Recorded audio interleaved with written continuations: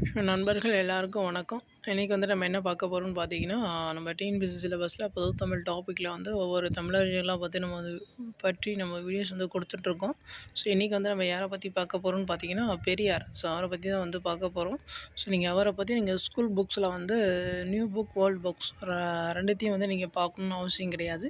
So எல்லா முக்கியமான பாயிண்ட்ஸும் வந்து எல்லாமே எடுத்து நம்ம வீடியோஸாக வந்து கொடுக்க போகிறோம்.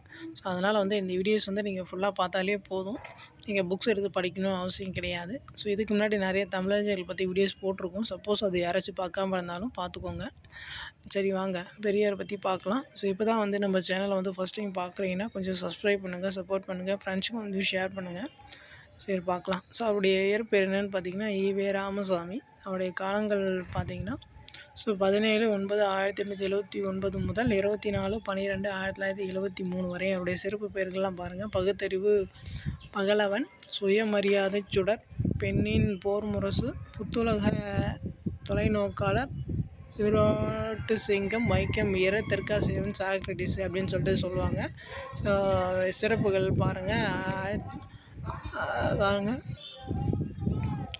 ஸோ அவருடைய சிறப்புகள்லாம் பாருங்கள். 1938 நவம்பர் 13 சென்னையில் நடந்த பெண்கள் மாநாட்டில் தான் வந்து இவருக்கு வந்து பெரியார் என்ற பட்டம் வந்து கொடுத்துருப்பாங்க. பெரியாரின் பெண் விடுதலை சிந்தனைகள் வந்து 2: ஒன்று அடிப்படை தேவை, இன்னொன்று அகற்றப்பட வேண்டிய தேவை. அடிப்படை தேவைகள்லாம் என்னென்னு பாருங்கள்: பெண் கல்வி, பெண்ணுரிமை, சொத்துரிமை, அரசு பணி. இதெல்லாமே பார்த்திங்கன்னா அடிப்படை தேவைகள்லாம் வரும். அகற்றப்பட வேண்டிய தேவைகள் வந்து குழந்தை திருமணம், மனக்கொடை, கைமை வாழ்வு. எல்லாமே பார்த்திங்கன்னா அகற்றப்பட வேண்டிய சிந்தனையில் வரும். ஸோ ஆணுக்கு பெண் இளைப்பிள்ளை என சிந்தித்தவர் வந்து பெரியார். குழந்தை திருமணத்தை சிற்றில் சிதைத்து விளையாடும் பருவத்தில் பெற்றோர் செய்த வேதனை விளையாட்டு அப்படின்னு சொல்லியிருப்பார்.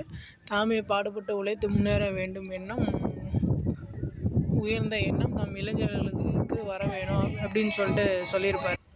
ஸோ அடுத்து வந்து கணவனை இழந்தோர் மறுமணம் செய்து கொள்வதில் தீங்கில்லை அப்படின்னு சொல்லியிருப்பார். ஒழுக்கம் என்பதும் கற்பென்பதும் இருபாலருக்கும் பொதுவானது அப்படின்னு சொல்லியிருப்பார். ஜாதி உயர்வுகளையும் மத வேறுபாட்டையும் அகற்ற வேண்டுமா அப்படின்னு சொல்லிட்டு பகுத்தறிவாளர் சங்கத்தை வந்து நிறுவியிருப்பார். கேரளாவில் வந்து வைக்கம் என்ற இடத்துல வந்து வைக்கம் போராட்டம் வந்து நடத்தியிருப்பார்.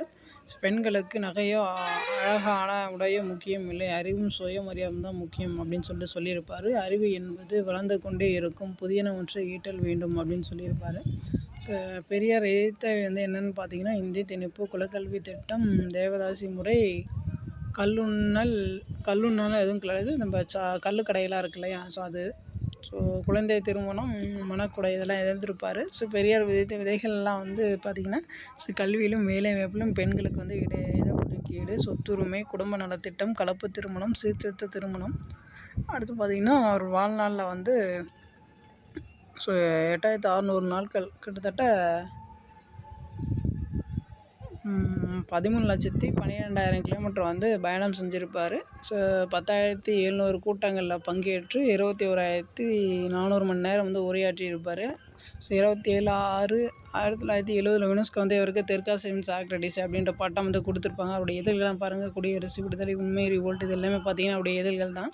ஸோ பார்த்திங்கன்னா சுயமரியாதை இயக்கத்தை வந்து 1925 வந்து தோற்று வச்சுருப்பார். ஸோ அறிவியல் வளர்ச்சிக்கு ஏற்ற நூல்கள் வந்து தமிழில் படைக்கணும் அப்படின்னு சொல்லியிருப்பார். ஸோ மொழி என்பது உலகின் போட்டி, போராட்டத்திற்கு ஓர் போர்க்கருவி அப்படின்னு சொல்லியிருப்பார். ஸோ காலத்திற்கு ஏற்ப மாற்றப்பட வேண்டும் அப்படின்னு அதை சொல்லியிருப்பார். ஸோ தமிழில் வந்து எழுத்து சீர்திருத்தங்களாக பெரியார் மேற்கொண்டிருப்பார். என்னென்னு பார்த்திங்கன்னா ஐ என்பதை ஆ ஐ அப்படின்ற மாதிரி மாற்றிருப்பார். ஐ என்பது ஆ ஐயா அப்படின்னு மாற்றிருப்பார். அவர் எழுத்து சீர்திருத்தங்கள்லாம் பார்த்துக்கோங்க. அவருடைய எழுத்து சீர்திருத்தங்களை தமிழ்நாடு அரசு வந்து 1978 வந்து நடைமுறைப்படுத்தியிருப்பாங்க. ஸோ நாட்டு விடுதலையை விட பெண் விடுதலை முதன்மையானது அப்படின்னு சொல்லியிருப்பார். சிக்கனம் என்னும் அரங்குணத்தை வந்து பெரியார் வந்து பெரிதும் வலியுறுத்தியிருப்பார். ஸோ அவருக்கு அஞ்சல் தலையை வந்து எப்போ வெளியிட்டிருப்பாங்கன்னா 1978 வந்து மத்திய அரசு வந்து அஞ்சல் தலையை வந்து வெளியிட்டிருப்பாங்க. ஸோ அவ்வளோதான் பெரியார் பற்றி. ஸோ உங்களுக்கு ஏதாச்சும் டவுட், ஏதாச்சும் ஃபீட்பேக் இருந்துச்சுன்னா நீங்கள் கமெண்ட்ஸ் பண்ணுங்கள். ஸோ இப்போ தான் வந்து நம்ம சேனல் ஃபஸ்ட் டைம் பார்க்குறீங்கன்னா கொஞ்சம் சப்ஸ்கிரைப் பண்ணுங்கள், சப்போர்ட் பண்ணுங்கள், ஃப்ரெண்ட்ஸ்க்கு வந்து ஷேர் பண்ணுங்கள். தேங்க்யூ.